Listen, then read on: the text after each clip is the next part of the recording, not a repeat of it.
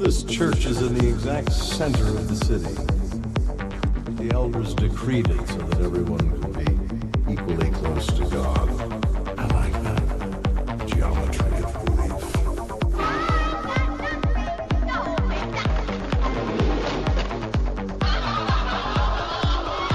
Go ahead. Make a fool of yourself. Then maybe you'll listen to your conscience. All of you against all of me. How can you possibly hope to stop me? Like the old man says. Together. Hey everyone, welcome back to No Intermissions, the double feature podcast where we pair the unpairable and link the unlinkable. Two unlikely movies are picked at complete random, and at the end of every back-to-back discussion, no matter how hard it may be, my guest and myself will find the connecting thematic tissue, whether it be from genre, aesthetic, motive, or style. As always, I'm Jack Siddle, and last time you guys would have heard from me, it would have been when I paired Damon from Twitter, and we talked about sort of the Brian De Palma, Hitchcockian, high-budget Mission Impossible, and paired it with From Dusk Till Dawn, the Robert Rodriguez, Quentin Tarantino, very Tarantino-heavy comedy crime / vampire flick. That was a good time. But as always, we've got a new double feature with a new guest. You can find this lovely gentleman over on Twitter and Letterboxd, of course. I've known this gentleman for quite a long time. We did a podcast back in the day, and hopefully by the end of this episode, we can give a little tease about the future of that one. It's Mr. John Griffin. John, how are we? I'm great. It's 8 o'clock in the morning. I hate our time zone differences, and I forgot how much I did.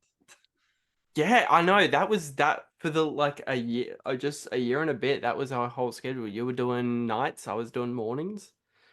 Yeah, now you're like... Now I'm doing tables nights. have turned. Except this is much worse because in our time zone difference, like when it's nighttime for me, it's much later, and when it's morning for you, it's much earlier. Yeah, we also couldn't have picked this on like a worse day to do. I realized last night because we just had daylight savings move our clocks an hour forward. So in reality, I only got like 5 hours of sleep last night. But hey, screw it, we ball. Oh my god! At least you got after this, you can sleep all day if you want. Oh no. Oh no, he's up. Once he's up, he's up. No, I'm seeing Dune 2 again today. I'm already too awake and too hyped now. Dune 2 Too Awake.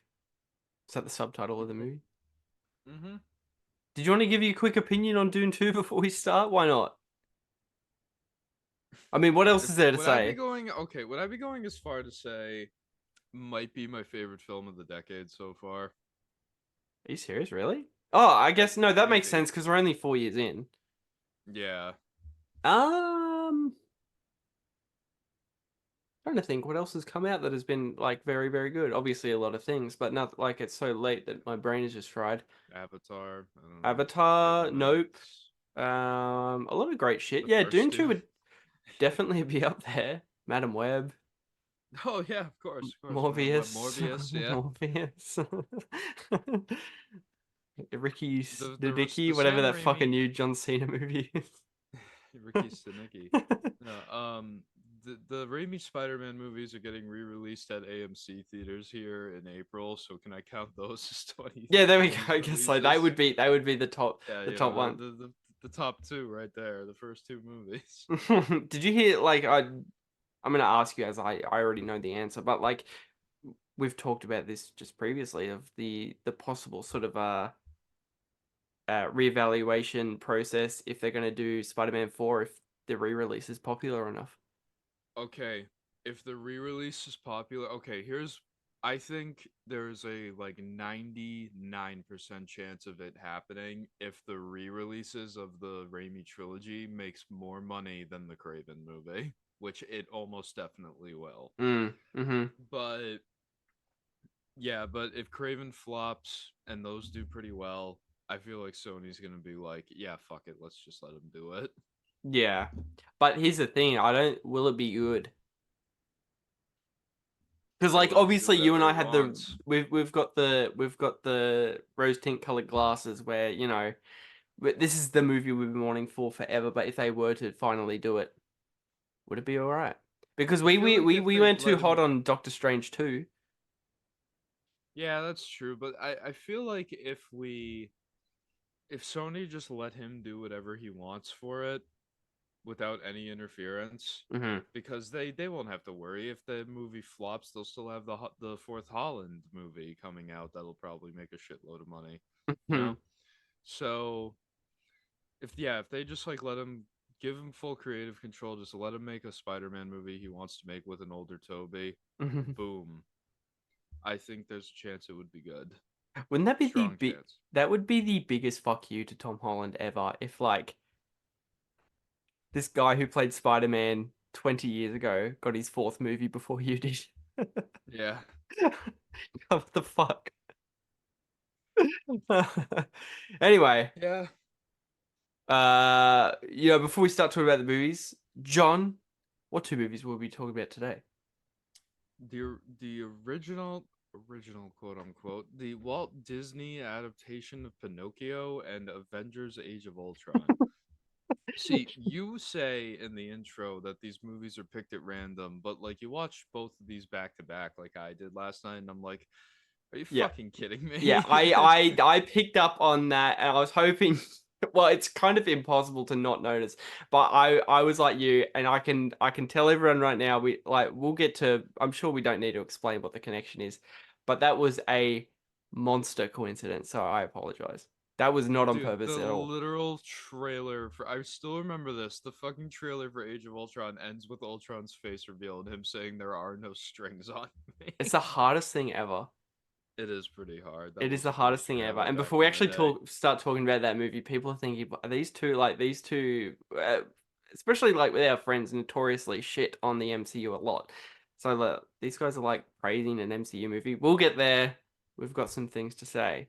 We'll say some good But yeah, things. no, we're talking Pinocchio from 1940. Probably the oldest movie I've done on the podcast so far. And Probably the Avengers. oldest movie that we've done together on any show. Absolutely. And Avengers Age of Ultron from 2015, which is also probably the newest movie, not only that I've done on this show, but you and I have probably done together in general. So we're doing, That's not true at all, but yeah. what's the newest one we've done? Batman. Oh, yeah, Back of in course. August last year, Hmm. we did the Batman. That's right. Fuck, that was August. Fuck, Yeah. time flies. That's scary. So they're the two movies we're talking about. With that, should we get into the first one, Pinocchio? Little puppet made of pine. Wait. I can move. Oh, look, Father! Well, it's about time.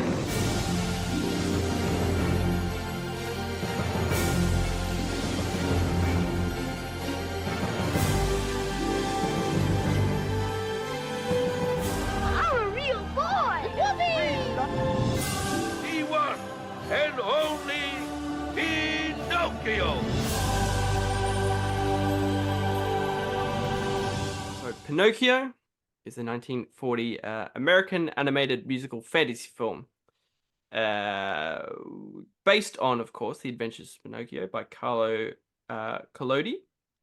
And stars Cliff Edwards, Dickie Jones, Christian Rubb, Walter Catlett, and Charles Joodles. And quite a few people under the directing credit. I've got supervising directors. I've got Ben Sharpstein and Hamilton Luke, with the sequence directors of Bill Roberts, Norman Ferguson, Jack Kinney, Wilfred Jackson, and one Thornton He. Now, where do we start with Pinocchio? So, as we mentioned, like this is probably the oldest movie we've done. 1940. This was in the peak of sort of the Walt Disney animation hype. Surrounded by stuff like I don't know, where do you fucking begin? Like Bambi, Snow White, all like fucking monolithic names in the Disney canon, which are obviously like still going today. The endless amount of sort of live action remakes and sort of the merchandising. So And this was not this was also a victim of a live action remake not too long ago, and everyone saw what Pinocchio looked like and was like, no, not happening. and for some reason before this recording, I mentioned to you I thought you had saw the Robert Zemeckis one, but you didn't bother with it. No. I mean, why It would you? came Because out, you're like Didn't Yeah, it come out around the same time as the Del Toro one? I think so. Right. I think Yeah, it just so dropped. They I just dropped it watched on that. Disney Plus too, Yeah, with and the no Del sort of Toro theatrical one run. dropped on Netflix. So it was like, which way, Western Man? And I was like, I'm going to, Way as much Western as Man. I like Zemeckis's older stuff, I'm going to the more auteur man who still makes good stuff nowadays. Yeah, And and also, clearly, not sort to of the mention, stop motion animation is gorgeous. yeah, exactly, and clearly the guy who sort of took the remake in a more interesting approach and just didn't do the well. I haven't seen the Zemeckis one, but clearly from what I've heard and what I've seen briefly, is just like Hmm. pretty much a shot for shot remake, just in live action, which is just like the most boring thing you could do. I'm looking at the header of it on Letterboxd right now, and it looks like they dressed Tom Hanks exactly like how Geppetto was dressed in this movie. Yeah, it's Which really weird. It's really that's weird so where they dumb. just sort of made Zemeckis just go, or maybe not made, but maybe it was his choice partially. Just go, yeah, just do the fucking original, do the 1941, but just transfer it into live action, which is like the Maybe he worst was idea. just sitting on the director's chair, just counting his money from his Disney paycheck, and just told them to do whatever they want. Yeah, maybe, and that's probably a good place to start on why you can't transfer this into live action on just how gorgeous this movie is. Mm-hmm. Um, especially for like sort of the pre-production stages. This is in the sort of the late 30s on literally like the filmmaking art, like the art of filmmaking in the complete animation form, which is just insane. There are so many shots from this movie that are just fucking nuts, and I think that's probably a good place to start. Is just like the visual look of this movie. Yeah, I mean, as much as I fuck Disney most of the time, Mm-hmm. obviously, Mm-hmm. there's no denying that their animation style that they were rocking with in the 40s and in the Renaissance era with like fucking Lion King, Little Mermaid, and Beauty and the Beast, it all looks amazing. Yeah, There's and no it's denying that at all. It's like the American answer to the Ghibli films, really. almost Or yeah. That's a good vice. comparison. It would probably be vice versa though, since these came first. But yeah, Yeah. Sort of and back in a time when the Disney the Disney animated films had like real sort of interesting themes going on in them. Like we'll yeah. talk about at some point in Pinocchio, but there's some fucking heavy themes going on for a children's movie. Yeah, like Um there's a whole entire bit of like child kidnapping or like it yeah. really addresses how fucked up it is to be a circus performer, which a lot, you wouldn't think a kids movie would do that, but then I think Dumbo also does that not long Yeah. after. Yeah. Yeah, trying to think. There was like some other crazy. Oh well, the hardest image, as you described to me, the hardest image in any movie ever. Fucking Pinocchio taking a fat drag of a big ass cigar, which you're not supposed to inhale cigars. No, you're supposed to take your time on that. But You're Pinocchio, supposed obviously to being a puff small, them for the impressionable boy. flavor. Yeah. Well, yeah, the three biggest themes in the movie is like sort of parental anxiety, sort of Yep. the exploitation of show business, which is sort of Yep. the whole middle act, the second act of the movie, and then sort of the how scary it is to be an impressionable youth, and how easy it is to be taken advantage of. Yeah. All of Yeah. which And Pinocchio goes through in the span of what like a 70-minute runtime, which is fucking crazy. this movie's shorter than Evil Dead 2. And like That's it's that's the just so standard. Evil Dead yeah. 2, yeah. Oh, that's how it is. Evil Dead 2 is probably the best 88-minute movie ever made. Hmm. So Yeah, anything that's shorter than it is yeah, I know that movie. Shorter than Evil Dead 2. yeah. But I was gonna say, like all the themes, like the show business exploitation, like all that, most of that from my memory, because I haven't seen it since it came out, Hmm. most of that is still in the Del Toro movie, but he puts the spin on it that it takes place in Italy during like Nazi occupation in World War II. Oh, okay, really? If I remember correctly, I could be completely wrong on this, and I could have just falsely remembered this. I'm pretty sure Geppetto makes Pinocchio in that movie because he had a son who was killed in an air raid bombing. That sounds like a very Del Toro thing. It really does, doesn't it? So I'm probably right. And correct me if I'm wrong, the design of Pinocchio himself in the Del Toro one is much more sort of fantasy-esque looking. Like he doesn't have He sort of the looks he semi-realism looks he like a does in thing this. of wood. Yeah, he just He's looks just like a wooden figure with eyes and a nose, and I love that. yeah, okay, yeah. Where like compared to the sort of the partial realism Pinocchio looks in this, despite his wooden. I when it's so funny you say that because when I was watching this last night, I had to quickly do something, but I didn't pause the movie. Hmm. So I came back like 2-3 minutes later, and Hmm. I looked, and I was like, "Did Pinocchio turn into a real boy yet?" I honestly can't remember. Yeah, that's the thing. Like I think throughout, I don't know if I'm fully correct on this, so you have to excuse like people listening if they know the answer, but I'm pretty sure throughout the runtime he does start to look more and more real. Like Does he? I think That might be so. the I'm pretty case. sure I noticed like details of like the texture of his skin look less wooden throughout the runtime. I could be I wrong. I mean, could. there is obviously the bit at the end where he does finally get turned into a real boy for saving Geppetto while they're being chased by the whale, is the selfless act stuff. Right. But I would be lying if I said when he turned into a real boy, I wasn't thinking about that fucking bit from Shrek 2 when they're fighting the fairy godmother and he gets turned into a real boy. And he's like going like, I'm a real boy, I'm a real. Then he gets turned back to normal and goes, oh man. I forgot Pinocchio as a character in that movie, in Oh, those he's so movies. funny in it too. That's right. Um, but where do we go with Pinocchio? Where's a good jumping off spot, you reckon?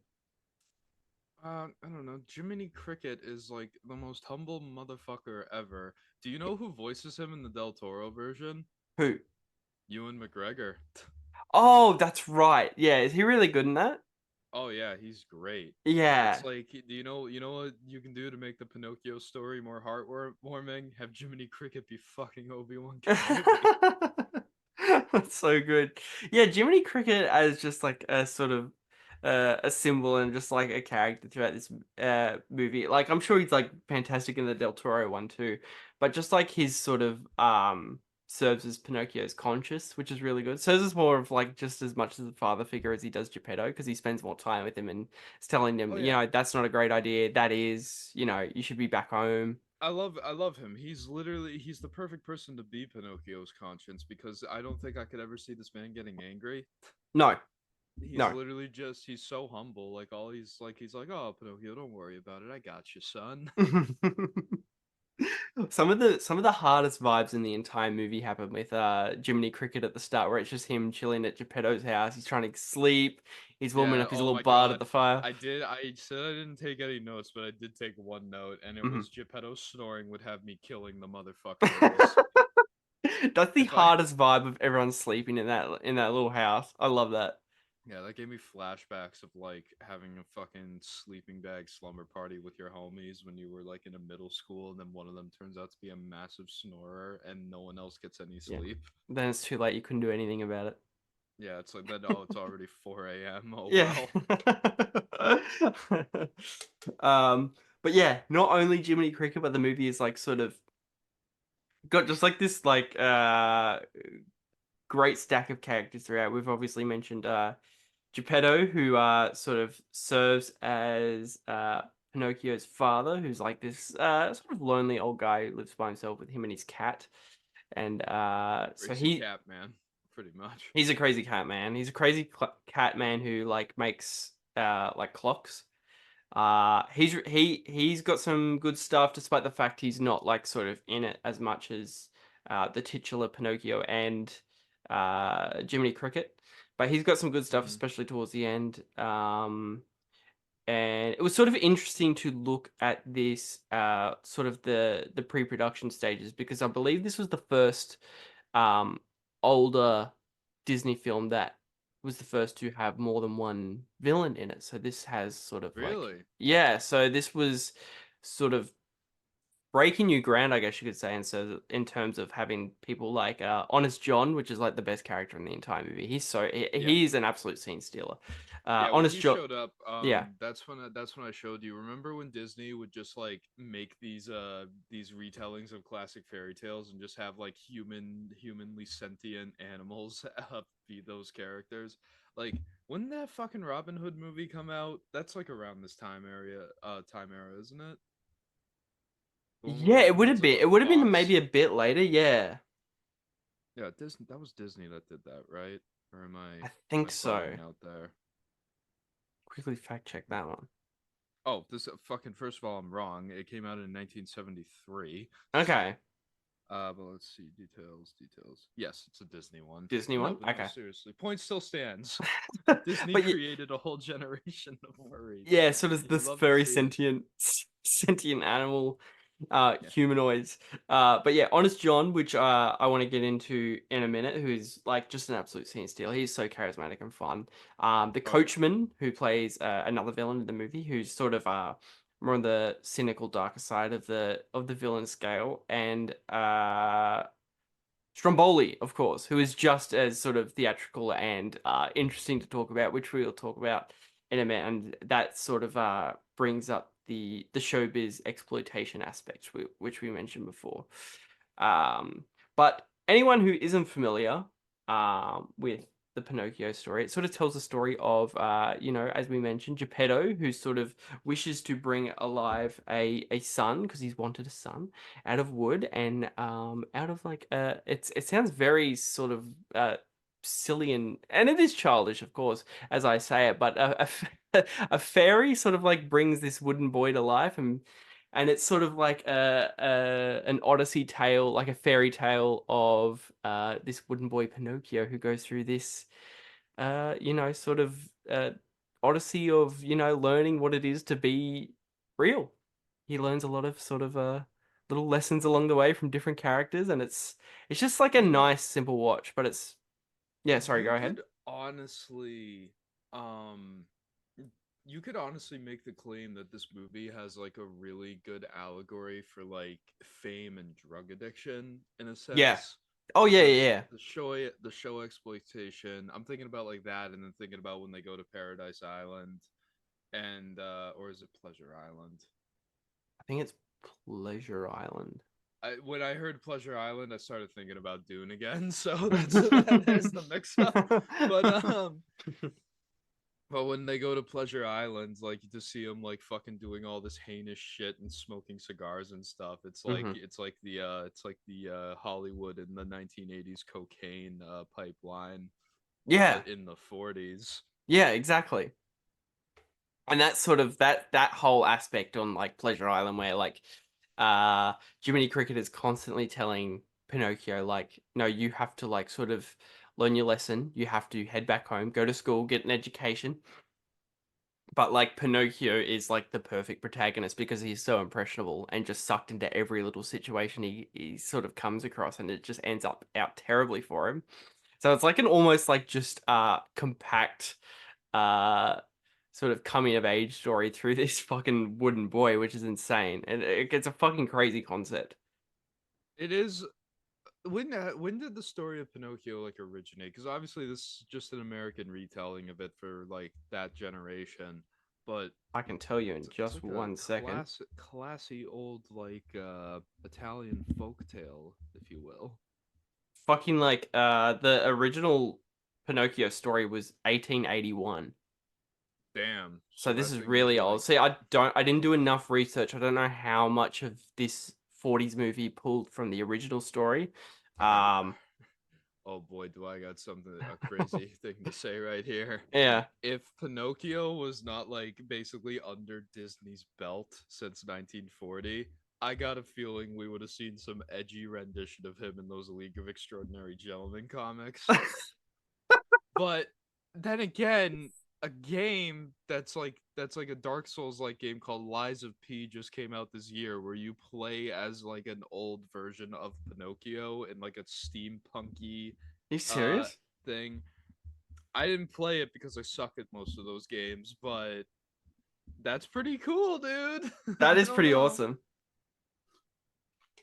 That's Let's bring interesting. LXG back into the comics and put Pinocchio in them. Why not? His nose sticks out so long it impales people through like the jugular. That'd He's be telling fucking himself lies. sick. Yeah, he just like fucking like stands in front of someone and then just goes, "Trans rights are not human rights." Stab someone right through the head. Yeah. That's great. He basically That's just says like a bunch of bigoted stuff, and all it does is just make his nose grow even longer. that's the thing too, because this year. This was every year I always try and pick like a special sort of 1st of January movie I should watch at the start of each year. And this year in 2024, this was for that. So I You watched never this. saw this? No, I only watched this for the Wow. first time this year, and I always sort of forgot. Well, no, sorry. I was sort of, let me tell you that back. I was sort of taken aback and surprised by the concept of the line with the nose growing was only very minor in this movie. Yeah, it's only one scene It's literally only one scene, yeah. when And he's it's never sort of brought up locked in a again. little cage. Yeah. It's never brought up again, it's never acknowledged again, and like sort of growing up, because obviously everyone knows about Pinocchio and sort of the nose growing Yeah. with the line. I'm like, oh shit, Yeah, I thought even they would have Shrek incorporated 2 that has more. a phenomenal joke with that scene, if with that bit, if you remember. And which Shrek, the first one? No, in the second one, And the they're, second they're one? busting they're busting Shrek, Donkey, and Puss out of Oh that yeah, fucking that's right. castle. Yeah, fucking.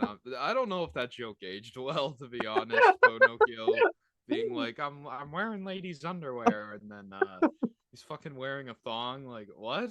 Oh my god. What the fuck's going on in that movie, dude? A lot of interesting stuff going on in Shrek. That's so good. But yeah, was this like, did you watch this all as a kid regularly or not really? Yeah, well, not regularly. I did see it a couple times because growing up, having a sister that's younger than me, I saw a lot of Disney movies at a young age, and some of them kind of left my memory. Some of them stayed. This was one of the ones I kind of left, and I hadn't seen it in like 15, maybe even 20 years, actually, Oh, which is a really? scary thing to say because I remember I'm 25 years old. But no, yeah, I definitely saw this at least once or twice as a kid. Yeah, okay. And do you have like a favorite scene from the movie? Oh man.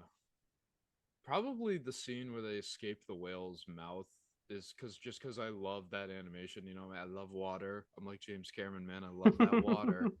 And I don't know, just the way that scene looks, and it was also like the bit in the movie when rewatching it last night. I was the most locked in. Yeah, and it's definitely, I That think, like when I definitely think about helps. the animation of that movie too, like the how the water looks in this movie too, Oh that yeah, sort of sequence is I love how the fantastic. whale looks. How it just has normal human-looking eyes. Yeah, yeah. And it's sort of like it's sort of intimidating on how fucking angry that whale gets. Yeah, For no reason, it it just wants to reminds fucking kill me him. of like any other big thing that Disney or some other movie like James and the Giant Peach with that fucking cloud rhino, for example. It just looks so intimidating. Yeah, absolutely. And how did fucking Geppetto get stuck in that whale's mouth? I What was he don't doing? know. I must have missed I was something. waiting Like, because on this rewatch, I'm gonna listen out and see if they sort of like reference on how he fucking got stuck in that whale, and no, that it no, just they ended just up don't there. address it. He was just chilling, and then it just like popped up and then swallowed everyone that was just on the dock. It's like the Sarlacc pit. It takes 1,000 years to digest. Just have him get out like fucking Boba Fett did. Yeah, they just never address it. He's just chilling, sad with his cat. Yeah. Just thinking about, damn, I wonder where my son is. How did I get in this whale? That's so good. But yeah, no, it's sort of so many um infamous scenes that, like, people are still talking about. Like, every so often you'll see like sort of the Pinocchio discourse go around, because like, oh fuck, that scene where, the obviously there's scenes, that we don't even need to go that far into because it's just been like talked about to death, like the fucking donkey transformation scene with the Oh, boy. gee, that I That's was legitimate, thinking, like imagine. horrifying. Yeah, I was watching that and I was like, you know what? David Cronenberg's Pinocchio. I think I'm on to something here. Brundle donkey. Yeah, Brundle Donkey. I've used the teleporters and somehow a donkey got in one of the pods with me. That's so good. But like, to set that up for anyone unaware, that there's sort of the Pleasure Island aspect of the movie we mentioned earlier. There's the one of the villains of the movie, sort of the coachman, I believe his name is. His sort of whole deal is like gathering young. I'm trying not to laugh as I say this. Gathering It's young so boys, and bizarre, right? yeah, it is a very sort of horrifying aspect when you really sort of think about it for longer than a second of like gathering young boys and taking them to an island and literally transferring them into Hmm. donkeys. Gathering young boys and taking them to an island. Damn, sounds like someone that recently passed away in the last few years. Good Am I God. right? Good God. Did Do you think Pinocchio he was predict that? inspired by this movie? Oh my God. Oh Yeah, my but god. the Pleasure Island aspect of the movie is like really interesting and intriguing, and it's like even when it starts out and it's sort of hopeful and whimsical and there's all these kids running around going, oh fuck, this is the best thing ever. And, they're smoking and playing pool. It's just like the greatest vibe ever. But even then, there's like some lingering something bad's gonna happen. Yeah, that's how it felt going to every high school party I ever went to. Like, same exact thing, oh, it's fun, there's smoking and that we're destroying shit, but there's something weird There's going on. something And going there's the on. cops showing up. No, but no, but like something about you're so right though. Like something about the whole Pleasure Island aspect is just so it's so off-putting when you actually think about it. Yes, I'm going to bring all these young boys to this island Hmm. and turn them into animals. Hmm. What the fuck? Yeah. Yeah, no, it's pretty full on. That whole sequence where sort of Jiminy Cricket follows Pinocchio to the island and sort of finds out the secret before he does. I'm sort of watching, watching like all these boys put into a pen where they're just like they've just recently been transformed, so they're still wearing their human clothes and they're like screaming and crying. It's pretty like heavy stuff for It's for a children's film. it's horrific. It's like the closest that this movie will get to killing off kids on screen. Pretty much, yeah, But I think I'd argue it's a fate worse than death. yeah, absolutely. Who the fuck? If they could be any animal, you get turned into a fucking donkey. Yeah, being God like damn it, just put me down. trapped inside a donkey with like being fully aware of it at the time, and obviously Yeah. like that whole bit where we mentioned before where the boy's been transformed and his shadows projected onto the wall as he's slowly transforming is fucking terrifying. Then if you look over to the left, there's another boy that's in a giant bear suit in a fucking little tent that's about to get burned down with him in it. The Midsummer reference. Summer reference. The Midsummer and Pinocchio crossover. Oh my god. Ari Aster's That Pinocchio. Pleasure Island. Ari Aster's Pinocchio would be awesome. I feel like he'd kind of kill it, to be honest, with like Yeah. the themes of parenthood and shit. Yeah, he would go very far into the themes. Yeah, it would be wild.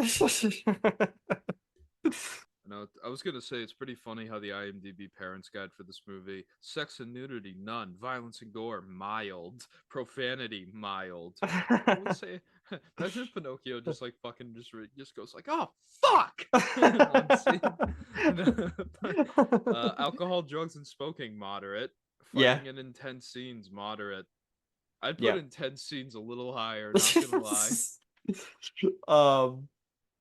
No, but there was some sort of like interesting production notes I found out about. Like sort of all the Geppetto's clocks in his house, like they actually exist somewhere, so they needed something to reference. Like there was like I think Disney at the time too, at that time, were doing insane things for the production of their movies. Like they just made a shit ton of clocks just to reference, just to fucking draw. So God knows, like there's probably a really old room full of clocks sitting somewhere at Disney Studios. The fucking actor who played Geppetto apparently was like a Nazi sympathizer. Are you aware of this? Oh. And was like, That's crazy when the Del Toro movie is what it is. yeah, I wanted to mention that earlier when you brought that up, and was apparently the actor was like hounding the animation crew Okay. about how good Adolf Hitler is. Okay, but we need to acknowledge the fact that Walt Disney himself is also a pretty well-known Nazi sympathizer. So Yeah, what was the story Yeah. with that? Because I've heard vague oh sort of. no. Yeah, there was there I was some just stuff know going on there. there's a lot of I just know there's a lot of people that were like, oh yeah, like he was like all I think someone's caught him reading the Third Reich at one point. I remember something like that.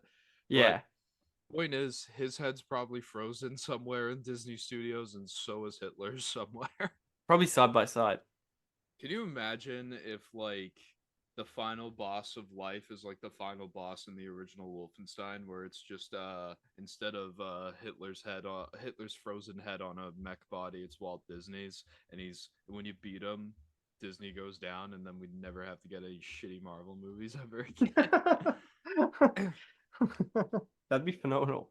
Cinema comes back. Also, Walt Disney's last words were apparently Kurt Russell. Is that true? Then he died. That's a fucking conspiracy theory. That's insane. I wonder. Fuck, I wish that was. I've never saw heard him that. as the future, the man who like never worked with Disney. Well, Wow. he did, but obviously like not as much as Walt was hoping for. Clearly, Interesting. I want to know what Kurt Russell thinks of that. yeah, I'm pretty sure he talked about it. I think it's crazy how the original budget for this movie was only $500K and then went up to 2.5 mil, and then nowadays it just looks like pocket change for a budget. Yeah, especially for Disney. Yeah. And that's the Like, thing what, too, is that fucking this every- grossed a shit ton of money. I'm sure it did. Well, think about how many times this has probably been re-released. Because remember, before we had streaming, Disney would only release like their old movies on a home release like every few years, and then they just wouldn't like reprint them. Yeah. Remember that? It was like they were going back in the vault. Right. Yes. But, yeah. But so like I'm sure that this had a shitload of re-releases in like smaller independent theaters over the years. Yeah, and I think that's what really helped the box office return was the enormous amount of re-releases, because at the time when this was originally theatrically released, it didn't do great because it was like sort of released around the World War II era, where due to like sort of political conflicts, it was the theatrical release was cut off from a lot of different countries from actually seeing it. It actually is crazy when you watch this movie and remember it was released at the same time that Hitler had rose to power. Yeah, yeah. That's insane. Kind I'm of trying to find okay. Holy fuck. So I wanted to do a little comparison just to see oh man, that is funny. I went to the Robert Zemeckis Pinocchio to check its budget after I just brought up that fact about the budget. You ready for this? $150 million. Whoa. It gets better. It had the tiniest theatrical window, just for some places to show it. Yeah. It made $33K. Jesus Christ. Dude, that's less than I make a year. That's awesome. Wow. Holy Crazy. shit. It just goes to show. That's fucking nuts. Yeah. Pivoting towards final thoughts on Pinocchio, John, I'll start with you. No, it's a great movie. I mean, like you said, it's definitely interesting to rewatch this film as an adult and pick up on all the themes, like you said, the exploitation, the show business, the parenthood themes, and like also just the tiniest bit of a drug addiction theme in there. But no, yeah. I mean, obviously growing up when I was a kid, I just thought like, oh yeah, Pinocchio, cute little movie. Then you watch it as an adult and you're like, oh damn. Oh god. This is was horrifying. way ahead of its time. And I honestly, this just made me want to, I'm probably going to buy the Criterion of it next chance I get, but this just made me want to recheck out the Del Toro film, because I said to you before the recording, that's my favorite rendition of the Pinocchio story. Yeah. Maybe it's just because I'm a fucking edgelord, but Yeah. I And think the Del whole- Toro you've always gravitated towards. Yeah, Del Toro's like one of my guys. I love his Hellboy movies, as you know. But and obviously most of his other stuff. But he's I think the decision that he makes to have Geppetto's son be killed in an air raid bombing, and that be the reason he creates Pinocchio, which by the way, like I said, that could have not happened in the movie, and I just fucking remembered it wrong, but I swear that's how it happened. Yeah, it'd be interesting to check that out now. I want to rewatch that because I think that's a more emotional grab for me to believe Geppetto really wants to have a son again. Yeah, and that aspect alone, and sort of that sort of creative choice change is something that's probably going to hook me in, and just to check out anyway. Yeah. Yeah. No, but the world would be good with more Del Toro. You know? Yeah, exactly. What else is he working? Is he doing anything next, or nothing announced? I don't know, but my dream, I'll say this right Wasn't now, he doing if something I with ever got a chance to- Frankenstein? Yes, he is. He is. Oscar Isaac and Mia That's Goth, I right. believe. I think Garfield had to drop out. But Yeah. I was gonna say my dream comic book adaptation would be Garth Ennis's The Darkness, directed by Guillermo del Toro. It'll Mm-hmm. never happen Mm-hmm. because I don't see that ever getting adapted in something that's not a video game. But Yeah. yeah, That'd be interesting, actually. Yeah. it's there. Yeah. There's the Absolutely. idea for you, Guillermo. There we go. Go grab it and run with it. Either that or do Hellboy 3 with Ron before it's too late. That would be By cool. too late, I mean before either of you are dead. That would be pretty awesome. Yeah. But yeah, I couldn't agree more. I think Pinocchio, like, we've mentioned sort of it's a movie that never makes you want to become a parent. Oh yeah. The parental Oh, it's true. anxieties are I'm going to get a vasectomy right now, dude. the parental anxiety themes are all there. They're full front and center. Like stuff like, as we've mentioned, like the showbiz exploitation. We didn't even mention the Stromboli sequence, but his whole exploitation towards Pinocchio of just sort of like using him for the act, which of course we'll mention, I'm sure, in the next movie we're going to talk about the whole "There Are No Strings on Me" song, which is great, and sort of the aftermath of that on sort of Stromboli's real motives to use Pinocchio, which are pretty horrifying. The fact that he's just going to exploit him for money and then just chop him up into firewood, which is fucking frightening. yeah. This poor child. The- He's so innocent, man. Fucking, he's gonna chop me up into firewood. I was like, oh my god, dude.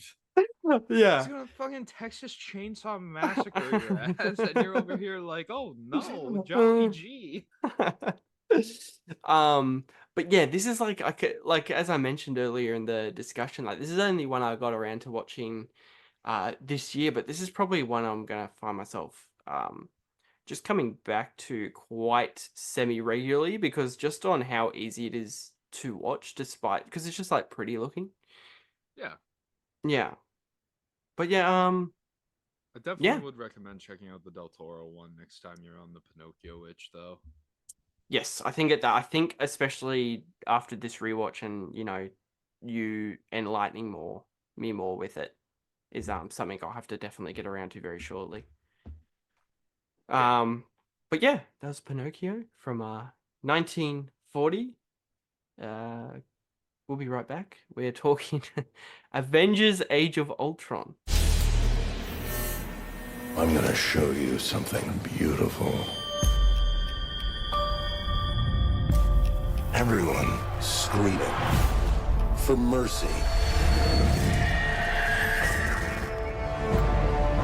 You want to protect the world, but you don't want it to change. You're all puppets, tangled in strings.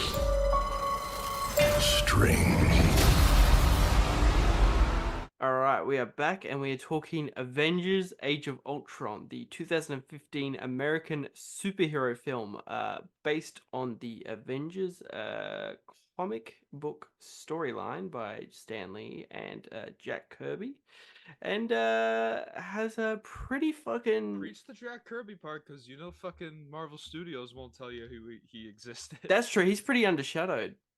I remember when Vanessa Kirby was cast as Sue Storm recently, someone went, well, at least one person named Kirby will be in the credits of the movie. I was like, damn. But has a pretty fucking huge cast, I normally, when I do these movies, I just do the first 5, but I'm probably gonna have to cheat because there's way too many fucking mega stars here. We've got Robert Downey Jr., Chris Hemsworth, Mark Ruffalo, Chris Evans, Scarlett Johansson, Jeremy Renner, Don Cheadle, Aaron Taylor Johnson, Elizabeth Olsen, Paul Bettany, Kobe Smulders, and James Spader. And of course, hot people, by the way. all hotties, and of course is directed by the ultimate hottie, one Joss Whedon. Christ. So, him being the directing credit on this movie is probably the one thing that bogs it down the most for me now. God, I hate that motherfucker. Yeah, well, I was gonna say, I was gonna announce him as sort of like the semi-controversial Joss Whedon, but still pretty hugely controversial. Yeah, I Um, mean, all the stuff that came out of those Justice League reshoots from the cast, not great. whatever is true or whatever isn't, it's not good looking good for him because I don't know. Maybe it's just because she's a Zionist hack who can't act, but I'm not willing to believe everything Gal Gadot says. But Ray Fisher, on the other hand, I do trust him in that Whedon being a piece of shit on Mhm. set during those reshoots. Interesting. It's interesting. Um, yeah. So obviously, Age of Ultron is like sort of the mega blockbuster sort of. I'm gonna say the black sheep of the Oh, Avengers 100%. franchise. It's always been seen to me as like the one that was just there because At like 100%, it's essentially the same formula as the first movie again, pretty but much. it's better than the first movie. I will say that. It's probably better than Endgame too, but I don't know. I think I still like Infinity War more than this, but that's mostly because I adore its bleak nature at the end of the film where they have the heroes lose, which is really Mhm. nice. Mhm. Yeah. No, you're But totally right. It's like yeah. the black sheep of the Avengers franchise, and yeah, that's a good way to start. I will kick us off here. That after this rewatch, this, in my opinion, is probably. I think the crowning diamond Avengers movie. This one did it for me. This is the one. It does definitely have like the vibes of like a quick graphic novel adapted to the screen. Hmm. I mean, especially James Spader's Ultron being a one-off villain. This is the only movie he's in, and Yes. it Yeah. it feels like very few and far between we actually get that in these movies where it's like, here's one villain. This is the only thing he's gonna be in. He's gonna die at the end of this movie, and then you're never gonna see him again. Yeah. But also, Spader's like phenomenal in this. Spader is like, I think, probably the crowning jewel of the entire movie.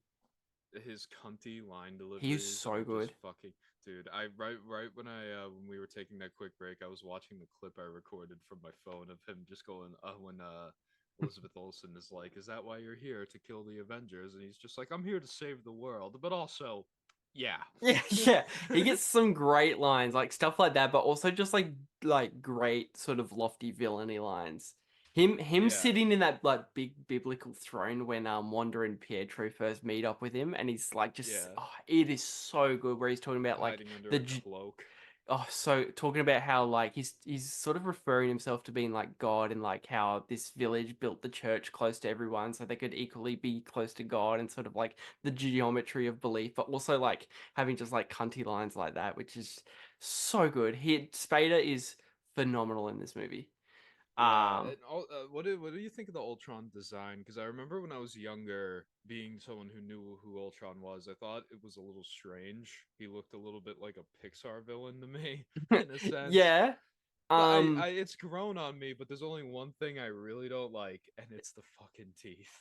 yeah, I That was gonna looks say so the only thing weird. I'm still uneasy about is his moving lips. I don't like that. See, Yeah, I think he looks like one of the Michael Bay Autobots. yeah, without yeah, he does. Without getting way too vague off the bat and off the start, I think Ultron at his most menacing is like sort of his first incarnation of like that broken down Stark robot where his mouth Oh is yeah, really like intimidating, creepy stuff.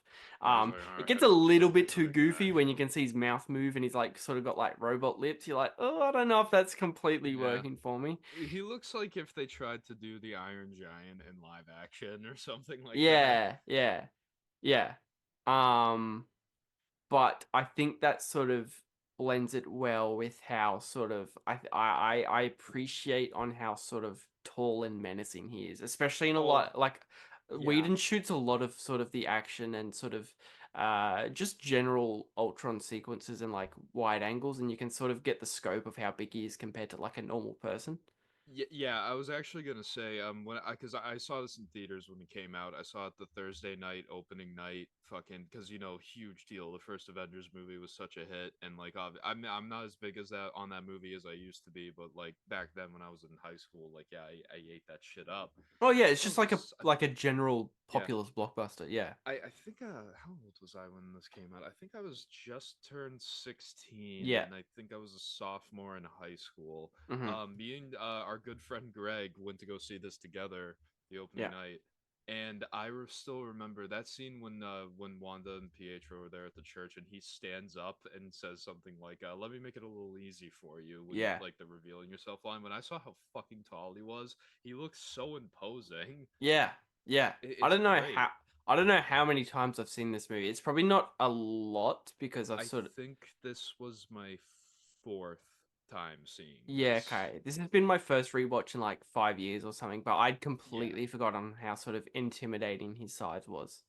Yeah, I Um, think trying to remember. I actually no, this might be my fifth time seeing this because I saw it once in the theaters.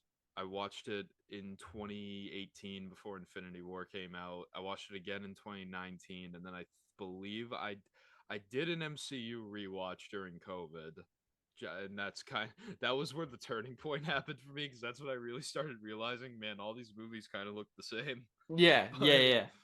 And there's still a couple good ones in there, some good apples. that's yeah, that's the thing too. Like before we actually just start talking about the movie as a whole, like just to get into some quick specifics, like this to me was the MCU right before the bubble burst. Like it's still they're I quite like this. I like this movie quite a lot. But unfortunately there are quite a lot of problems with it, especially containing some of the house style that the MCU still contains, Yeah, which you and I hate, is sort of uh es- I do like the color grading of this movie for like the first act. You know what I mean? Like when they're in it New looks a York and stuff. little I like dirtier. yeah, I like how it looks like more orange, a little bit of brown There's a hues in few there. filters going on that they sort of tried to get a little bit more stylized and put some Yeah. filters on it. But I know what you mean because the first Avengers movie looks so clean. Yeah, Um, that's my biggest problem with that first Avengers movie. I fucking hate how it looks. It's like presented in full screen format. it's very boring ugly. looking. It's so fucking clean. Like Yeah. there's no grit or anything. No, that's the Except for maybe the end Captain America suit getting torn up and shit. That's pretty neat, but like the rest of the movie, it's too clean. It looks like a Lifetime movie. Oh yeah, it's You all know? very sort of exterior dirty. There's nothing sort of like legitimately impactful Yeah. about that first one. This one to me still suffers a bit with having too much of that like MCU's house look to it. But uh When it, combined with trying to like legit, like you and I talked about this earlier today, combined with legitimate like great performances in this movie and incredible themes, which I've really like sort of grown to appreciate as I've gotten older. um this one stands is probably like up there in terms, might very well be my favorite MCU movie. damn, even like I know you love that first Captain America It movie, might just be but recency biased. yeah, I was gonna say, this came out in like a really good time for the MCU too, because the last two movies that came out before this, if I remember correctly, was the first Guardians movie, and then before that it was Captain America: The Winter Soldier, which not by me personally, but I think that's a really good movie. But there's a lot of people that do consider that the best MCU movie. So like Hmm. they were on a fucking hot streak for Yeah, a that second no, there. and that's the thing that we have to admit, despite the fact you and I like are really not. There's still some good movies in there. Like Yeah, there's no in denying the that. earlier days, they were the go to for the blockbuster. Hmm. It's unfortunate to say on how shit they've become now, but they were on sort of like an They unbelievable really had victory lap. something. Yeah, I seriously think if they ended it all with Endgame, we would have looked back so fondly on it. I But they just 100% had to agree. keep going.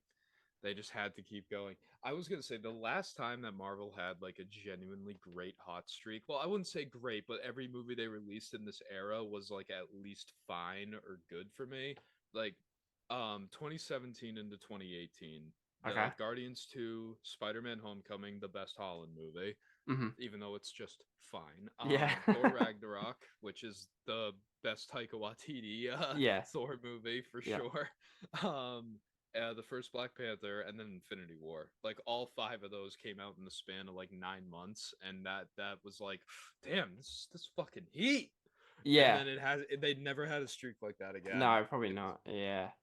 Um, but yeah, this was at a time where sort of like you could sort of tell, like we will talk about the problems with this because there are. I'm not gonna like sit here and Okay, suck the movie's dick. It is I there are just problems with it.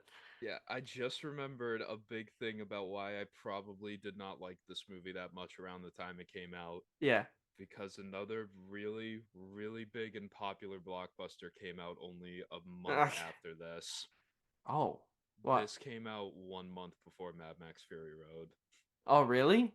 Yeah, I'm fairly confident. I remember seeing them both really close to each other, and I remember just being so blown away by Mad Max. I was like, who the fuck cares about Ultron anymore? Wow. And you know what's crazy? This 2015 was quite the year, and then at the end of the year, we would have got the resurrection of Star Wars again. Oh my god, dude, you're so fuck. 2015 was 20 crazy. we didn't know how good we had it back then.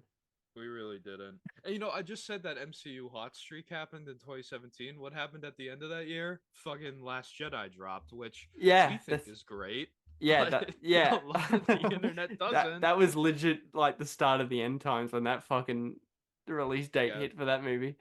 I feel like that movie was the butterfly effect that fucked up like a franchise making Y- cinema Yeah, forever because now it 100%. was all of a sudden we have to listen to what the fans want. We can't do anything ambitious anymore. Let's freak out and reverse and just make the shittest movie ever made. Unless you're like Matt Reeves or James Gunn, you're not allowed to make your own movie. Not allowed anymore. um, but anyone unaware, I'll quickly jump into the brief plot of Age of Ultron. So obviously follows the mega popular Avengers movie, the 2012 Yes. movie. Holy shit! I was Fucking hell, 13 that's years old at the time. insane. I'm 25 now. That's The death is coming for movie's me. so old now.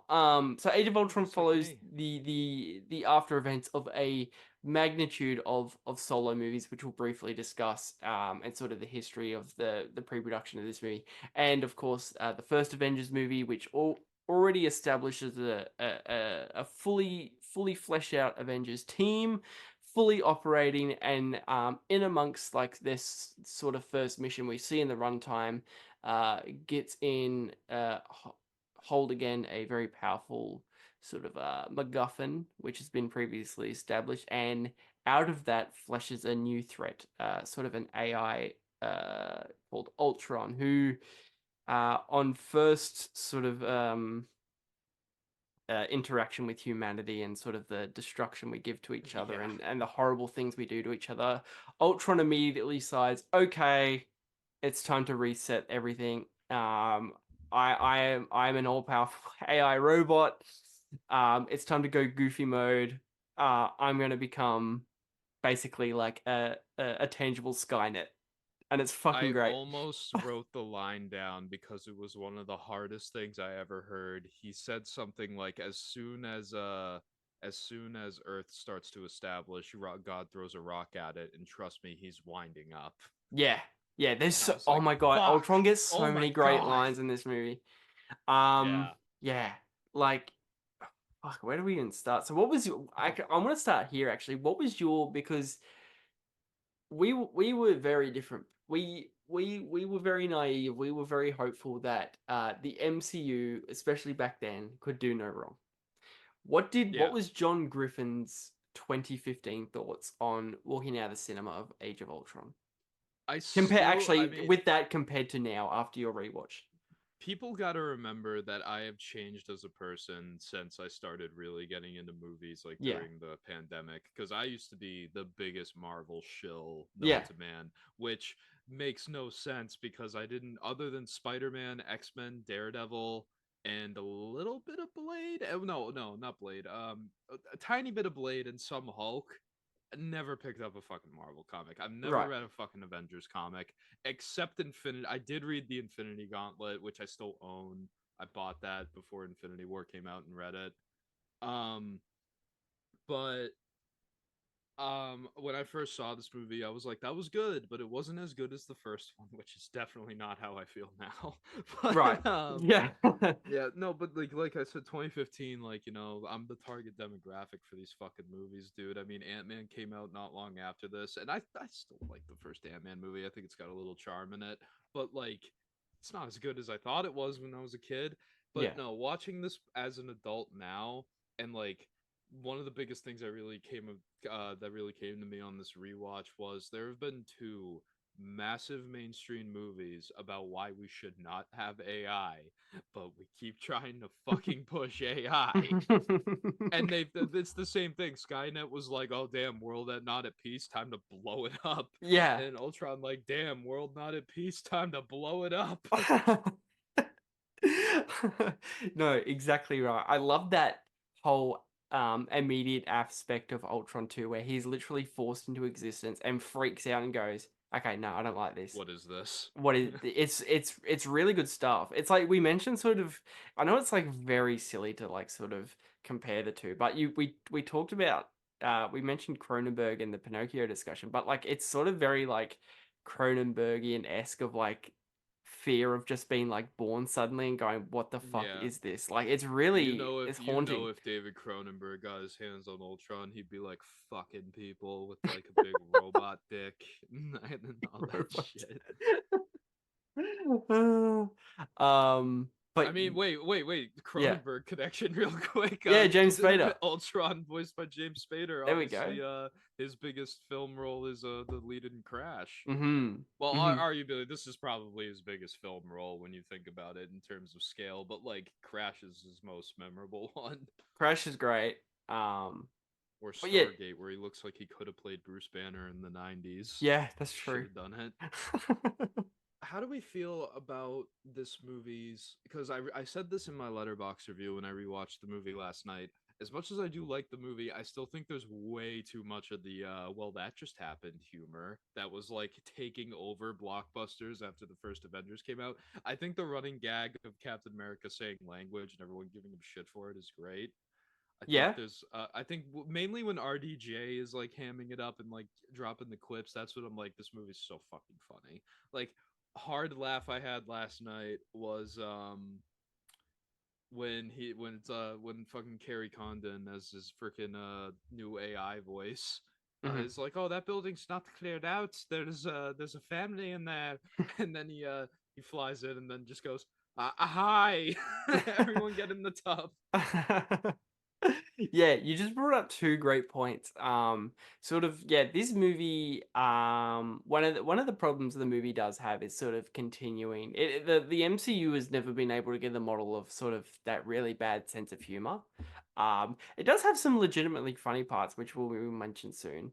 But yeah, the that just happened humor has never been anyone's favorite type of No. humor in these movies. They've always dated terribly. I think everyone in the opening, in like the first 10 minutes of the movie, like before the title card, which lovely title card, by the way. Yeah. Love that shit. Great, Love great, the title card. great cut to title card and great cut to credits. Yeah, I love the title card in all of the Avengers movies, especially the fourth one when Cap is like, "Let's go get this son of a bitch." Yeah. But first of all, language, no, but yeah. But I think all the teammates like riffing off each other in the first 10 minutes is really good, and I also do love the bit when Iron Man just fucking incapacitates all those dudes in the lab, and he goes, "That was a good talk," and then one of them just goes, "No, it wasn't." No, it wasn't. That's the other thing I was going to bring up that you mentioned is that the way Whedon gets to get his actors to riff off each other have always been the highlight of any of his movies, because the just the scenes in this movie alone where characters are just talking or they're just having just a general conversation are like the best parts of the movie. Yeah, definitely. I could have had 10 more minutes of that whole party sequence. Oh, dude, I could watch a whole movie of all them trying to lift Thor's hammer. That is so fucking funny. It's legitimately scene. like just good stuff. Yeah. I also like, you're right on the like the whole party scene, everyone riffing off each other. Like, I love the bit when when Captain America is like telling Bruce Banner like, "Oh, like don't miss your chance with Romanoff. I've seen her flirt up close, so she's flirting with you." And then he walks away. Then he's just like, "Yeah, wait, what do you mean I'm close?" Yeah. Yeah. What do we think? What do we think of that? The Romanoff and Banner relationship. It's grown on me, that's for sure. I kind of wish they, did something with it. Yeah, I fucking love it. I think it makes sense too, because they're Yeah, definitely the most like sort of traumatized teammates. So it it just makes was, sense that they would yeah. sort of like come together. It was so weird how they like handled writing off that love story though, because this movie ends with the Hulk flying the Quinjet into space unknowingly, and then he's gone for what, 2 or 3 years, I think, because he shows up again in I think Ragnarok. that's the next time he shows up. Yeah. Yeah, and then it reveals that Bruce, because I remember he turns back into Bruce Banner in that movie, and his first thing is we need to stop Ultron, and that's when he finds out he's been the Hulk for 2 years straight. Oh, okay. Yeah. Yeah. Yeah. Yeah. Yeah. But and then I remember in Infinity War they come back and it's very subtle, but there's like low-key implications that like Steve Rogers and Natasha Romanoff were banging when they were on the run after Civil War. So, Yeah. Well, there was I swear there's implications in this one. Like after what Winter oh, that Soldier was before this one. yeah, they've bonded too. Winter Soldier is like that's like their buddy cop movie of Black Widow and Captain America. Yeah. Okay. That's Uh, honestly I think that's my favorite that Chris Evans is in the whole fucking franchise is that movie. yeah. Because Um. all the Bucky stuff is pretty fucking good. Yeah. The the that whole fucking scene where Banner and Romanoff are sort of talking at the farmhouse about how like why don't we just like run away together, and they sort of like break down and sort of have Yeah, share each other's like anxieties on how each other's bodies don't work anymore. It's really yeah. good stuff. Pretty much That's in like, believe it or not, that's like the Bruce Banner part. That's like a callback to the Incredible Hulk, because Mhm. like Edward Norton and Liv Tyler almost fucking get done down and dirty, but then his heart rate raises too high, and he's like, I Yeah. can't. But in I was like, this damn, that sucks. Yeah, in this like multi-million-dollar Disney superhero movie, we get a scene where Bruce Banner pretty much says like, the cum in my balls don't work anymore, so I can't have kids. Like that's a real scene in this movie. Yeah, that fucking scene like reminded me like, oh yeah, sex exists in this world. Yeah, it's and Also, sort of how Black Widow references that she's a monster because she can't have kids. I'm like, this is I'm the like, most woman, insane shit. that's off-putting to me. Like, Yeah, it's so like you can make the choice to not want to have kids. That's entirely up to you. I don't want to have kids. Me and my girlfriend have stated that neither of us want to have kids. There's nothing wrong with that. no. But this movie, like Scarlett Johansson's supposed to act like I'm a monster. I can't Oh bear no, it's children. completely silly and sort of like It's so very bizarre. wrongly opinionated, but I love how sort of like dark it gets in this movie where, Yeah. essentially cartoon characters punch a robot for 2 hours.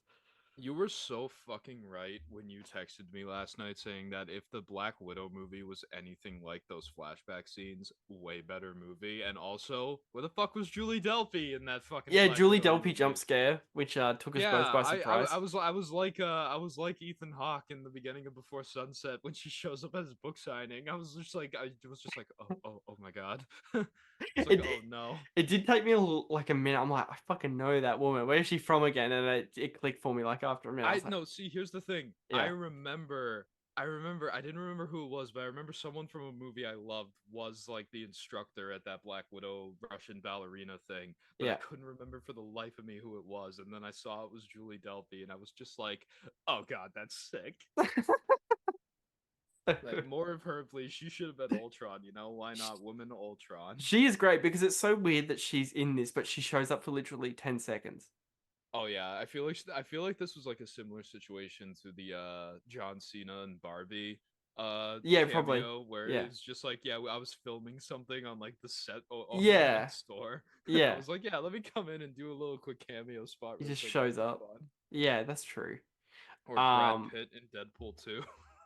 yeah, that's actually pretty funny. That whole. That is really funny. Yeah, I, that is I good. did it for a cup of coffee story. Yeah. And honestly, that joke I remember it made me laugh really hard. Yeah, yeah, absolutely.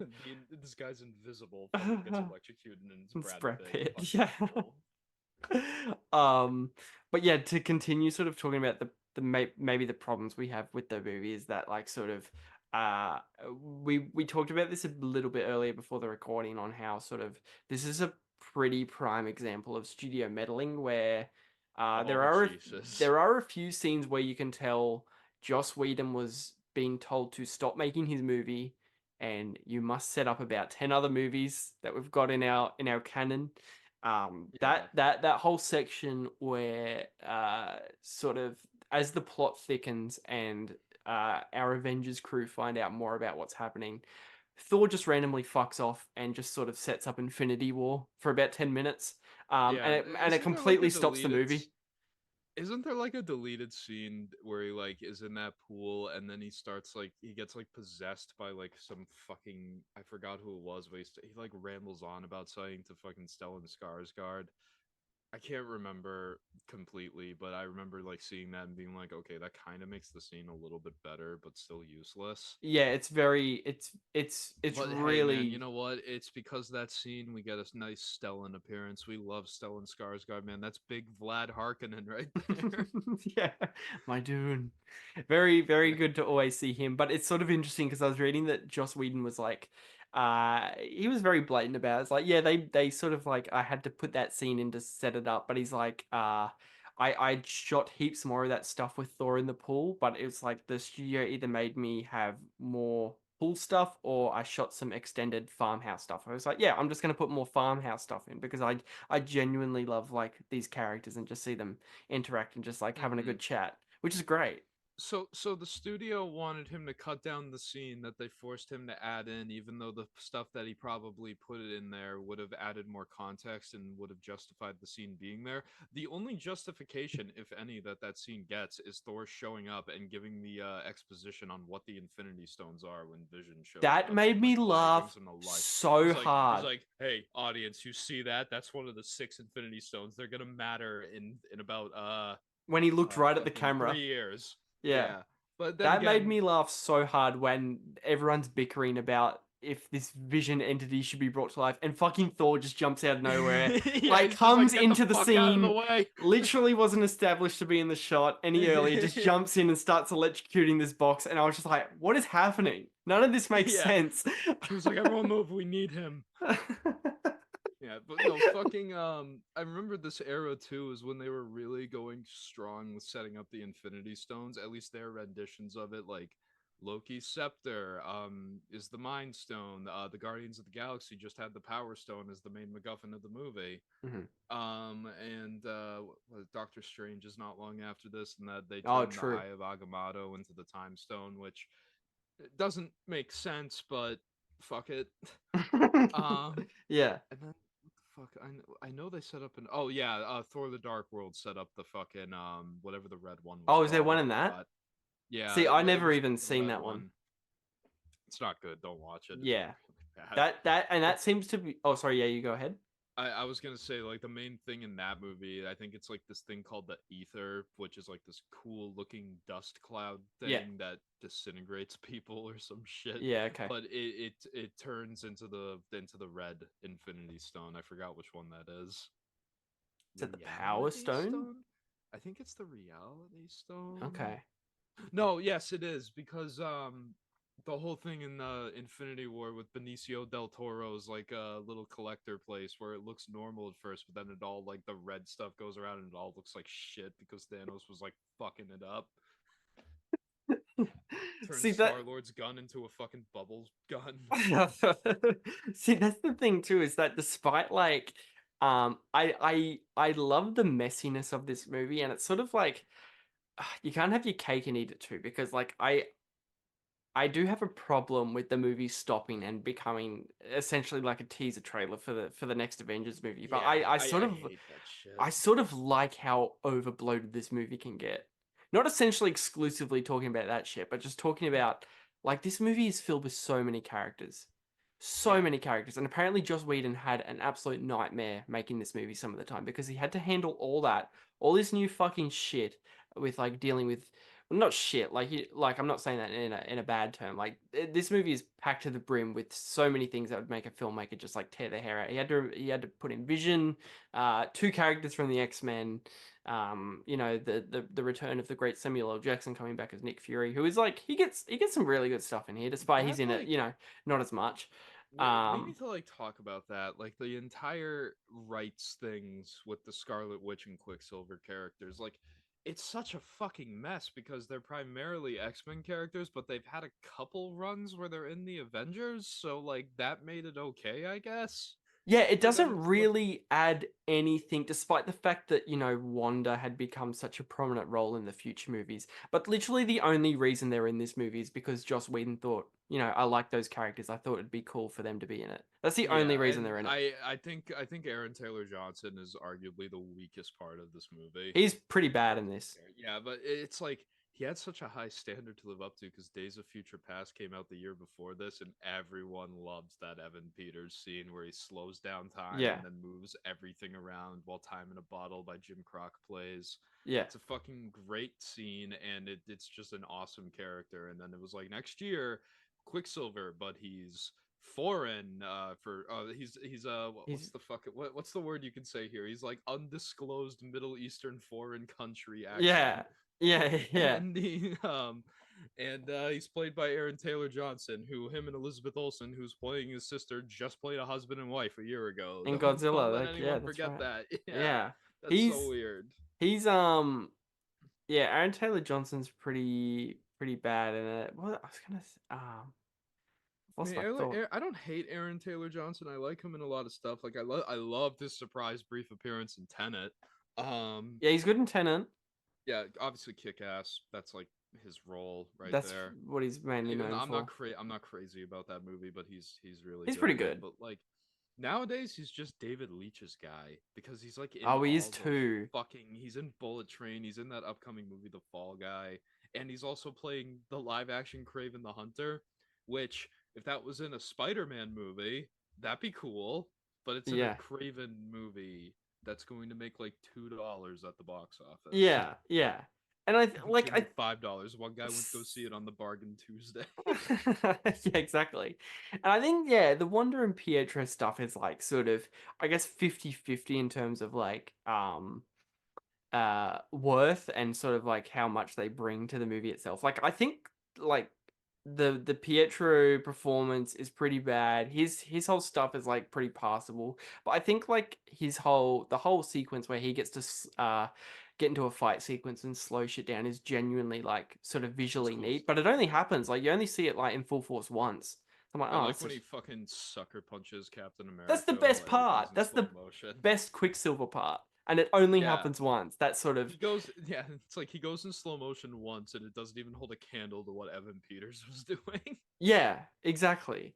Um, and that and It's also like, correct me if I'm wrong, mm, aren't Scarlet Witch and Quicksilver Magneto's kids? yeah, that's a whole box of frogs that they couldn't. That was a whole They're legal never issue. gonna Is be that able to do that. Yeah. they agreed they could use them, but they couldn't. They couldn't say they were X-Men. They couldn't even say they were mutants, and they couldn't refer to any sort of relations, like Yeah. pretty much specifically to Yeah, him about Magneto. I think if I remember how it should have ended for their Age of Ultron episode, had a bit where Magneto just shows up and just kills all of the Ultron bots in like 2 seconds. That'd be 'Cause, so it's great. fucking Magneto. That'd be And he so just goes great. like, those two are my kids. Okay, bye now. Yeah, and from memory, because I only rewatched it for the podcast the other day, but I don't think they're even referred as Quicksilver and Scarlet No, Witch. They're they're just just referred to as their first names. Pietro and Wanda. Yeah, okay. Interesting. Yeah, it's interesting. It Yeah, is it's very interesting. that's a And whole you know thing. what's crazy? Mm. We've had Quicksilver in the X-Men movie. We had Quicksilver in the X-Men movies, and a few of them played by Evan Peters. There is nothing for Scarlet Witch. I don't even think she's meant. Well, no, there's a little. I'm remembering this because I just watched the Rogue cut for the first time recently. Sorry, a little stuffy in the throat. There's the scene where Holt, Jackman, and fucking McAvoy go to Quicksilver's house to recruit him. They like walk by his little sister, and she's like wearing like a little fucking tiara and a gown, and she looks at Oh, Marion okay. and says, "I'm a witch." And like I was like, okay, that's really funny, actually. Yeah, okay. Yeah.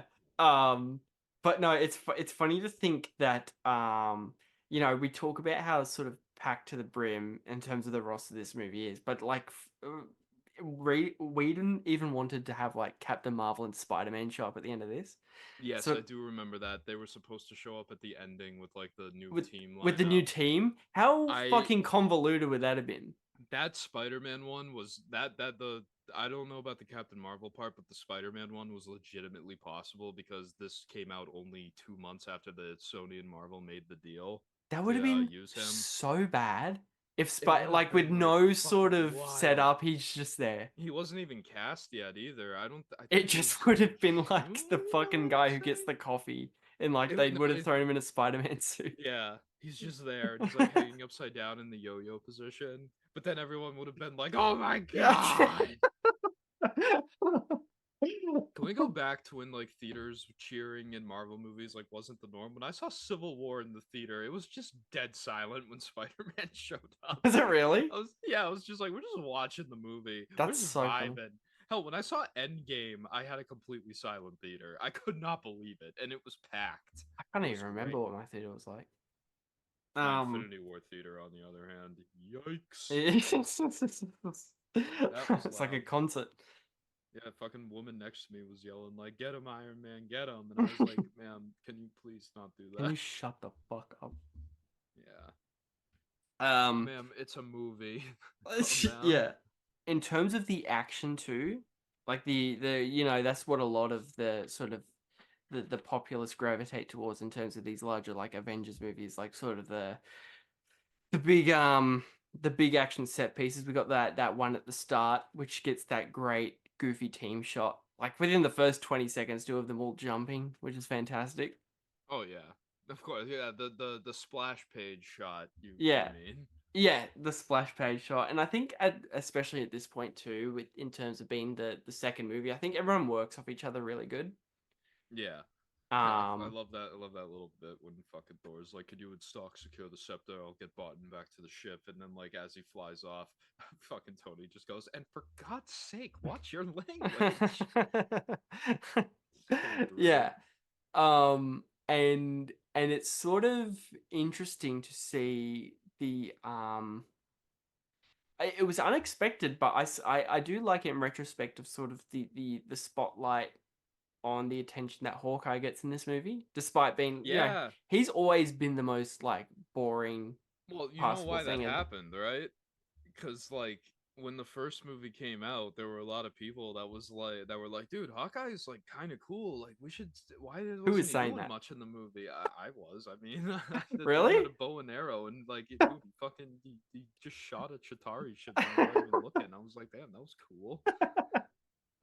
And like, I don't know what it was, but Jeremy Renner just had like a massive career renaissance for a second there after that first Avengers movie. Because like there was that fucking Jason Bourne Yeah. spin-off movie where he played another one of the agents, which I think that movie's actually pretty good. I rewatched it a few Was he years just not ago. I thought he just recast Matt Damon. No, it's a different character. It's just Oh, like okay. it's a different guy that was like in the same program as Jason Bourne, Oh, like okay. that kind of thing.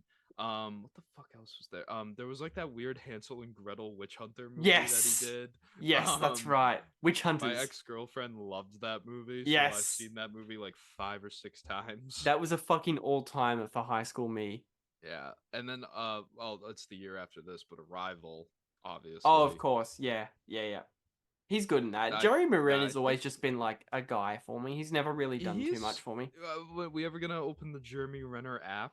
You know, you remember that? Jeremy No. Renner started his own app and For it's like his what? own social media thing. I don't know. The Jeremy Renner app. I'm not kidding, man. Look it up. It's real. This is phenomenal. This is the first I'm hearing. Were there? I bet you could Oh, get. you know what else? Jeremy Yeah, Renner was also in Mission Impossible: Ghost he Protocol, was too. And he was. Who and did he he play was in that? Because it's awesome been in a that. little while since I've seen that. I think they were setting him up to become like the next main character if Tom Cruise didn't want to keep doing them. But then that wasn't the case and he kept doing them, so they kind of just moved him out. Yeah. Okay. And then there Interesting. was a lot of talk that Henry Cavill was going to be his replacement, but though he turned out to be the plot twist main villain in the last one. Mhm. Not the last one, the I forgot that Reckoning came out. Yeah. Damn, it's been so long. Yeah. You know what's Jeremy Renner's one of his best performances? The Ben Affleck's The Town. Where he I haven't plays a seen that yet. fucking- Oh, he plays fucking a psychotic dude in that movie. Ben Affleck's And it's- Heat. Yeah, that's essentially what the movie is. But no, kind of. But like John Hamm as the cop like isn't as prominent as Pacino in Heat. Okay, no, I'm It's only just saying more that because I about- vaguely know it's a bank heist movie. Yeah, in Boston. It's Heat in Boston. It's Boston Heat. Yeah. It's more about the relationship between Affleck and Jeremy Renner as childhood best friends, but Jeremy Okay. Renner's a fucking psychopath. Yeah. Okay. It's Interesting. not bad. It's a good movie. So I think the biggest takeaway people need to go away from this discussion is that you shouldn't inhale your cigars as much as Pinocchio did, and download the Jeremy Renner app. Yes, of course. Sit back, light up your favorite cigar, and open the Jeremy Renner app on a Saturday night. That's phenomenal. The Jeremy how we Renner app. live. That's my new favorite thing. I'm fucking trying to look shit up about that right now. Can you the even Jeremy find it, Renner or is app. he just like erased everything about it off the internet? He's probably embarrassed. Didn't Jeremy Renner just get into like a snowmobiling accident? Like, Yeah, he last almost year, and died. He's like just now recovering from it. He's 53. Goddamn, he looks great for 53. Yeah. Jeremy Renner. Jeremy Renner Official, or Jeremy Renner on the Google Play Store, was a mobile app created by the American actor Jeremy Renner. But what Created did app in the March fucking app? 2017. He wanted to hear input and comments of his fans, so like his ego must have shot through the roof being in these fucking movies. He made an app so everyone could tell him how great he is. Yeah, you love to see it. I mean, hey man, I was cheering him on in this movie. Like when he fucking like stops Wanda from like fucking with him, and he goes down the whole mind control thing. Not a fan. Yeah, he honestly, Yeah. Hawkeye, the whole Clint Barton character gets some great moments in this. I love his little basic spiel he gets to wander at the end where he's like, we're on a floating island, I'm shooting arrows at robots, Yeah, and it's really good. He tells the audience how fucking dumb this movie is. But you're watching Literally, it. he looks at the camera and goes, yeah, this is what everyone wants. It's actually None a of really this good makes scene. sense. Yeah. I do love the bit when Quicksilver like runs by him and says like keep up, old man, and then he just like pulls his arrow up Yeah. and goes, no one would know. Nobody would know. Yeah, everyone gets a lot of great little moments. Especially like, and that really helps it up, because another problem I have with the actual movie itself is that of course this falls into sort of the general Avengers ending where they fight the army, the faceless army. I was about to talk about that, and this might be the main reason I like Infinity War more. Like, yeah, you got the one half of the characters fighting like those fucking weird four-armed black things. Yeah. But like the main focus of that third act is like the other group, the smaller group that's just fighting Thanos by himself on that planet. Yeah. I think that shit is so much more interesting than basically the whole third act battle of this. Oh yeah, and the other thing I'll quickly mention about Infinity War being probably better in that aspect, because I do prefer Age of Ultron, but like the army in that, I remember they're like really vicious and they're sort of Oh yeah, they quite look creepy. like little venoms. Yeah, and they're like killing themselves to get through that. Yeah, it's interesting. Yeah. There's a great line from I forgot her name, Michonne from The Walking Dead. Yeah. When they're watching it, and I think she just goes like they're killing themselves. Yeah, it's that whole aspect alone in terms of like the faceless army, that's interesting. Yeah, they're just fucking hounds. Yeah. But this sort of, it doesn't lean into it enough, I reckon, where I think that whole, just the concept alone of basically this whole army just being essentially one thing is pretty cool. Yeah, I do like the bits where like the lights on them will turn red, and then you'll hear James Spader talking. Yeah. This is where we get that great Cap moment where he's like, you'll never what? You didn't finish.